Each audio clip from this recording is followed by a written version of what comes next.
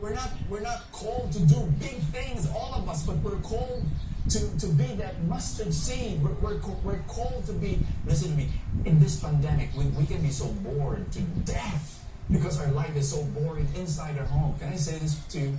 That God is present in your daily, monotonous pandemic life.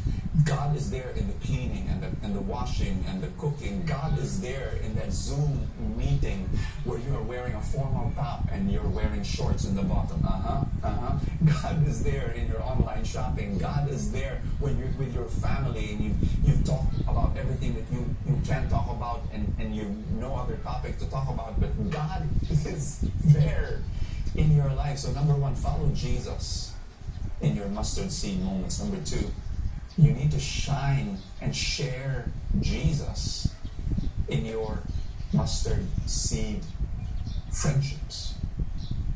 A little backstory. At a certain point, the feast became so successful, we had no problems filling up auditoriums, arenas, churches, cinemas, convention centers. The biggest feast we had was the feast in PICC. 7,000 people would go there every single Sunday. Man, were we successful. Mesmerizing, right? You can just be so enamored by the success of the bigness.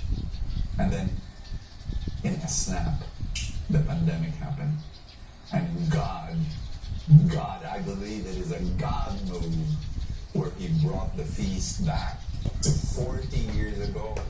And now we're doing what my mom did 40 years ago. We're back to where we started then. We're now starting micro feasts, circles of small friendships in garages because it's very good, like open air, for the pandemic. In street corners, in offices, in Zoom meetings, in coffee shops, we're gathering again. Itsy bitsy small feasts. Can you be like my mom? God's kingdom is planned to overhaul humanity. It starts with you. Can you be my mom?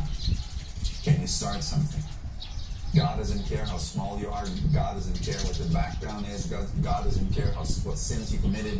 God, will you be God's mustard seed? I want you to face God, come before the Lord, and answer that question before Him.